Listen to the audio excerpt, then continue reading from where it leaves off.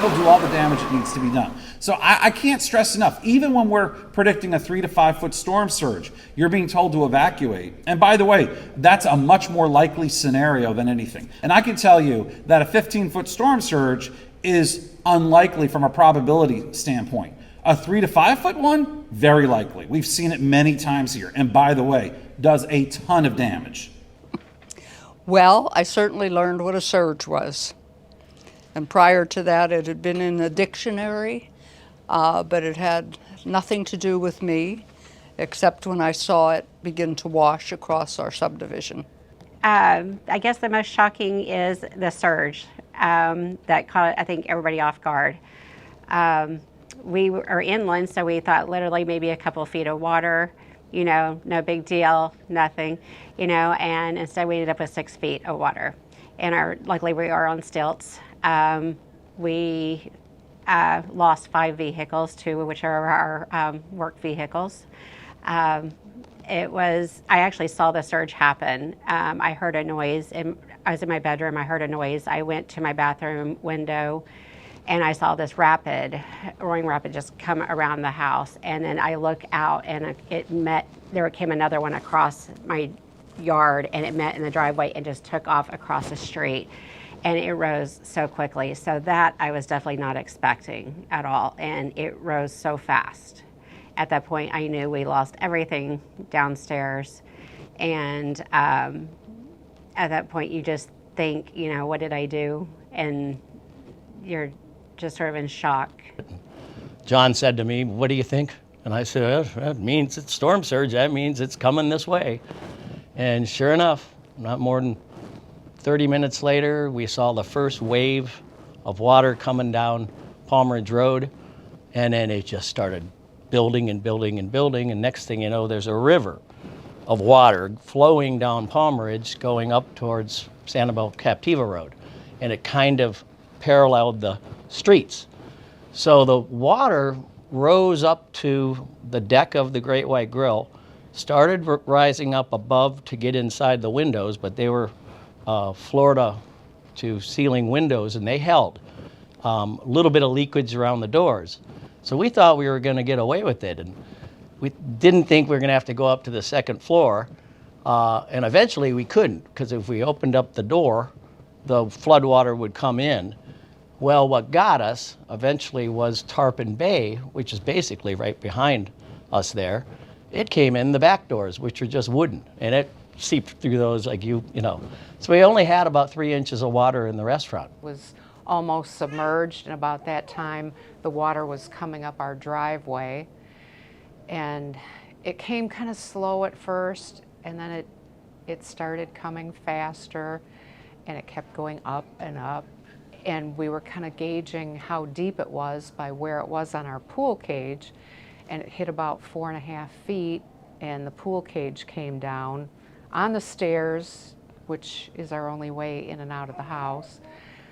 But as time went on and the wind shifted, it actually picked the pool cage up off the stairs and just put it back in the pool.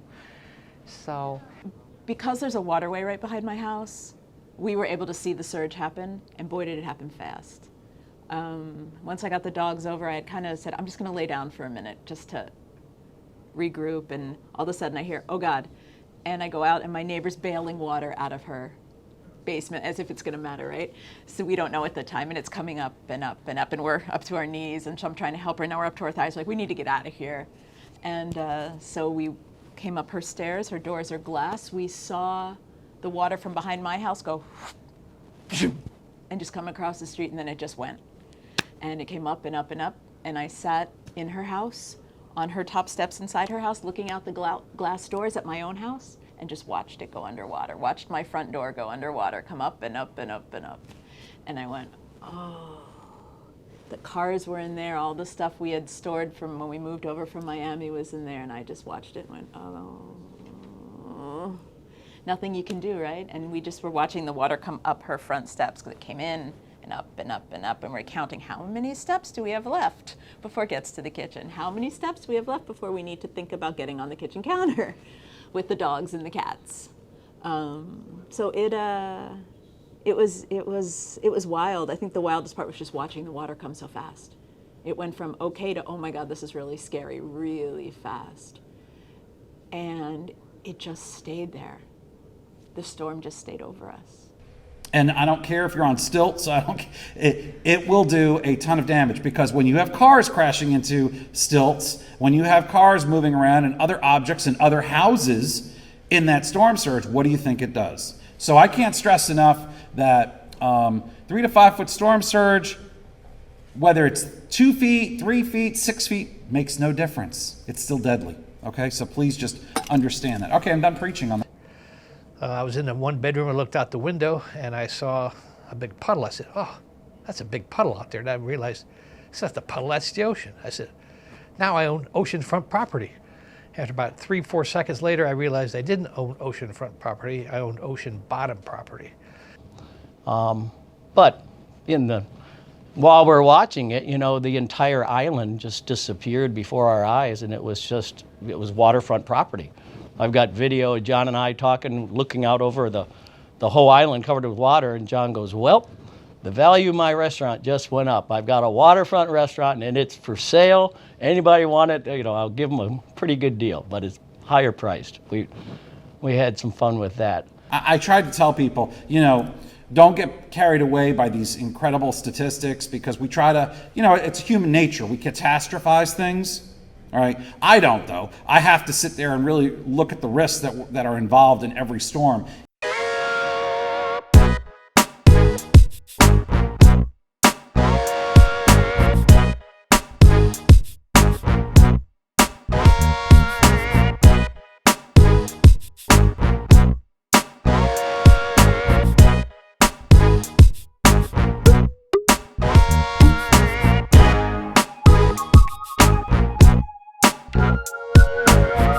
I think what happened to all us longtime locals, we got the boy who cried wolf syndrome definitely happened, and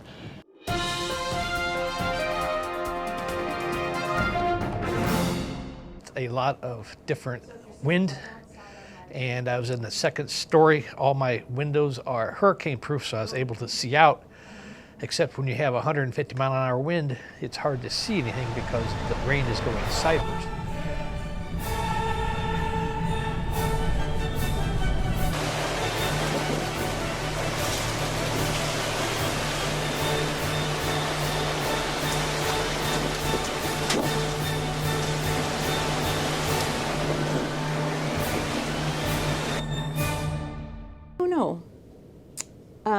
Maybe I would say when the city on a barrier island says get out, maybe you should.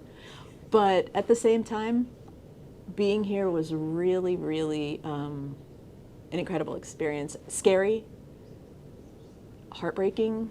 Would I do it differently? Maybe, but I don't know. I feel like somehow it's connected me to the island even more. I haven't lived here that long.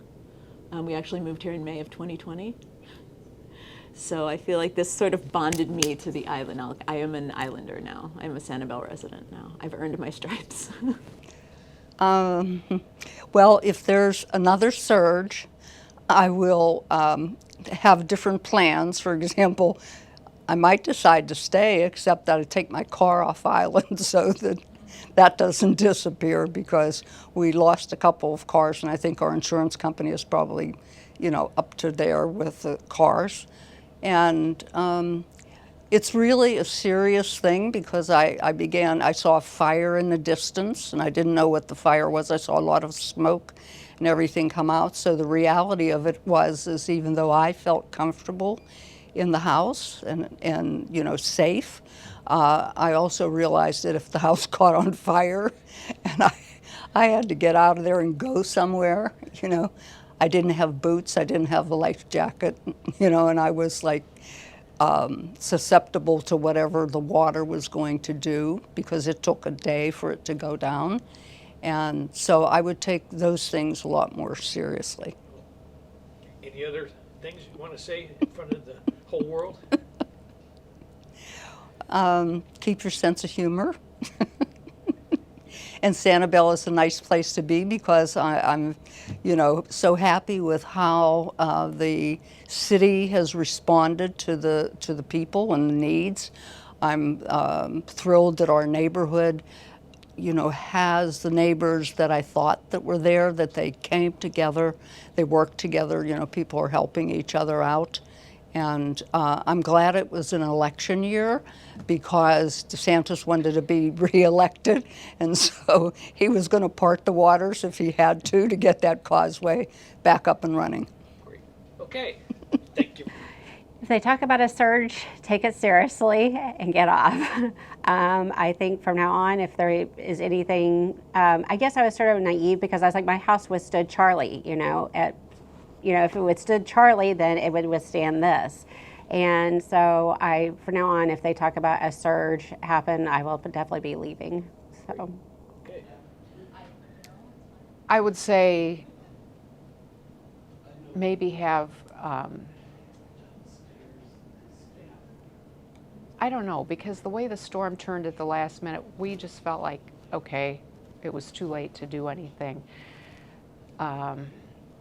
Like I said, if it's over a Cat 3, even if you're thinking about staying, I would say don't do it, because the scariest part was when we dug out my bicycle and our daughter wanted to go down to the boat landing and see if anyone there had cell service because she wanted to contact her ex-husband who had her son at the time. And she got down there and came back and said people were telling her the causeway was compromised, it was unstable. And she went back later to try again and came back and said there were chunks missing from the causeway. So that was one of the scariest things, because at that point you realize there's no help coming right away. It's going to be a while before you're going to get off in a regular manner. But yeah, if you have the opportunity to drive off and take your things with you, you should probably take it. It's not a fun thing to go through, but it was an experience. Good, but this was the worst case scenario of the dirty side of the storm sitting on us for that long. Dumb move. So get away before the storm surge. All I would have saved, because I lost everything, everything I own, my 50 years of photographs, every single thing, I would have saved my car. That was the only thing had I gone off, because I would have gone to my brother's where I usually evacuated back in the smart days. So, but basically leave the island if there's going to be a storm surge and the storm looks menacing like that one. Don't be a dummy. Okay, thank you very much. Which is, I'm sure you've all, and all our people talking about surge, it's the number one thing, water. I remember I filmed 2 or 3 hurricane talks for this city, and that was the number one thing I left with. I said, respect the wind, fear the water. So, and that's my story, and I hope you enjoyed the video. And I'm going to be the first one on the video because I'm doing this, and I'll throw some other pictures in. And words of wisdom: if you have a good house, I was never worried about my house, and I was there to help out, and I think everyone did. And come back to Sanibel next year. We should be back semi-normal. Maybe 2-3 years, but and thanks for the governor for building the bridge. That was the lifesaver. Fantastic. All right, that's it. Cut.